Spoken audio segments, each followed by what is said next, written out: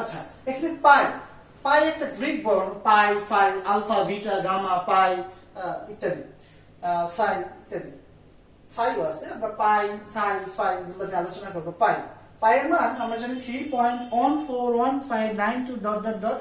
আর কিছু কিছু মানুষ 1 লক্ষ পর্যন্ত। পাই একটা অসীম মান, এটা অসীম আসতে থাকবে এবং এটাকে কোনোদিন সসীম করা যাবে না, কোনোভাবেই সসীম করা যায় না। এর জন্য এইটাকে অমূল্য সংখ্যা বলা হয়। পাই একটি গাণিতিক ধ্রুবক। গাণিতিক ধ্রুবক মানে কি? ধ্রুবক কখনো পরিবর্তন করা যায় না, যেটা থাকে সেটাই থাকবে, এর জন্য ফিক্সড মান। পাই চলক না, পাই চলক না, পাই একটি গাণিতিক ধ্রুবক, ধ্রুবক কখনো পরিবর্তন করা যায় না। পাই একটি গাণিতিক ধ্রুবক যার আনুমানিক মান 3.141592 ডট ডট ডট। এটি একটি অমূল্য সংখ্যা। অমূল্য সংখ্যা কেন? অমূল্য সংখ্যা হচ্ছে এটাকে সসীম করা যায় না, এটাকে পৌনঃপুনিক দিয়ে আবৃত করা যায় না, এটা অসীম আসতে থাকবে, অর্থাৎ অসীম মান আসবে। কি আসবে সেটা জানি না। ইউক্লিডীয় জ্যামিতিতে যে কোনো বৃত্তের পরিধি, আমরা যদি একটা বৃত্ত আঁকি, যে কোনো বৃত্ত, সেটা ছোট হোক বা বড় হোক, পরিধি মানে কি? এই বৃত্তের চারপাশের দৈর্ঘ্যটা, এই বৃত্তে যে কোনো বৃত্তের পরিধিকে তার ব্যাস দ্বারা, অর্থাৎ কেন্দ্র দিয়ে যে রেখাটা যায় ব্যাস দ্বারা ভাগ দিলে, বৃত্তের পরিধিকে ব্যাস দ্বারা ভাগ দিলে যে অনুপাতটা আসে, এই ভাগ দিলে বা ব্যাসের অনুপাত হচ্ছে পাই, যার মান ধ্রুবক। সেটা যে কোনো ধ্রুবক। কি ধ্রুবক আছে? সবসময় ফিক্স থাকবে।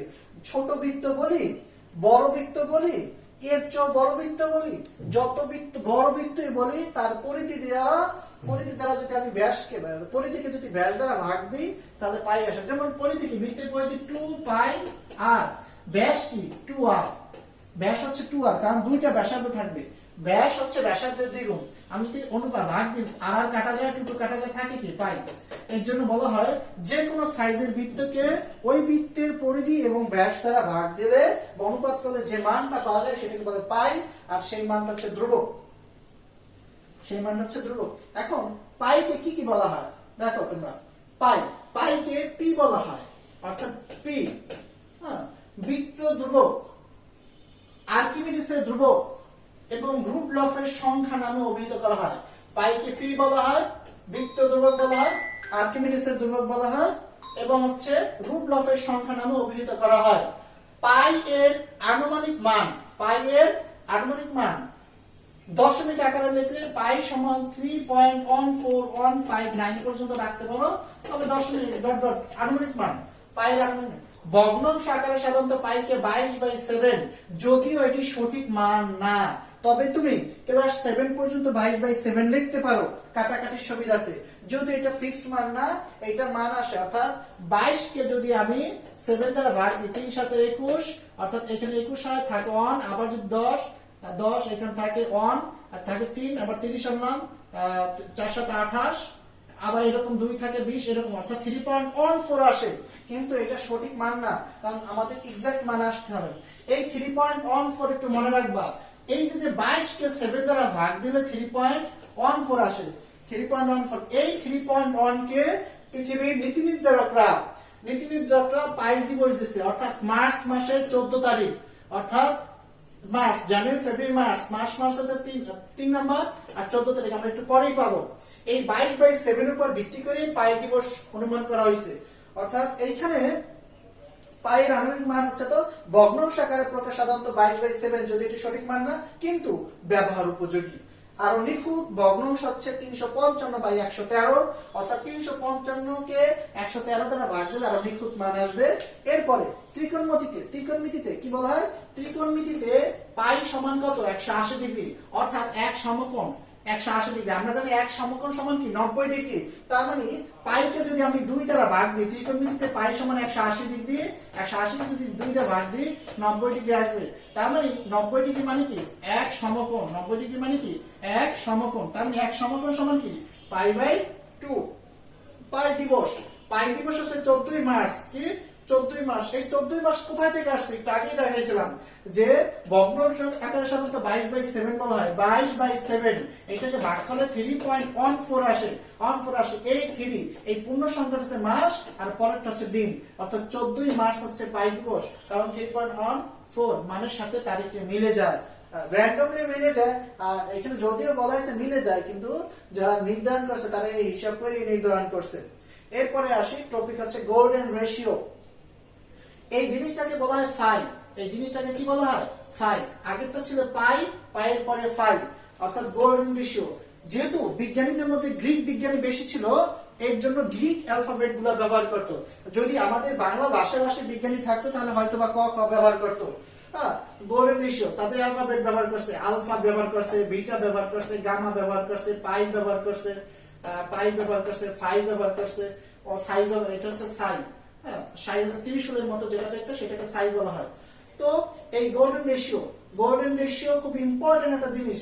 হিউম্যান বডি থেকে শুরু করে পৃথিবীর যত প্রকার নেচার আছে, মহাবিশ্ব আছে, মহাকাশ আছে, যত বিখ্যাত বিল্ডিং গুলো আছে, পিরামিড থেকে শুরু করে সবকিছু এই গোল্ডেন রেশিও সাহায্যে আসছে। গোল্ডেন রেশিওর মান হচ্ছে 1.618। আমরা এতটুকু ধরতে পারবো, এতটুকু ধরে কাজ করবো। যেমন পায়ের মান কত দেবে? 3.1416 ধরে কাজ করি। গোল্ডেন রেশিওর ক্ষেত্রে 1.618 এটা ধরে কাজ করবো। তবে এক্সাক্ট যদি মান জানতে চাও তাহলে এখানে 1.61803398887। গোল্ডেন রেশিও ফাই, এটাকে কি বলা হয়? ফাই। আমি আবারও বলতেছি, এটাকে ফাই বলা হয়। ফাই হলো অমূলত সংখ্যা। কেন অমূলত সংখ্যা? এটা অসীম আসবে এবং রিপিট আসতেছে না কোনো মান। যদি 7 রিপিট আসতো তাহলে সেটা অমূলত হতো না, সেটাকে মূলত করা যেত।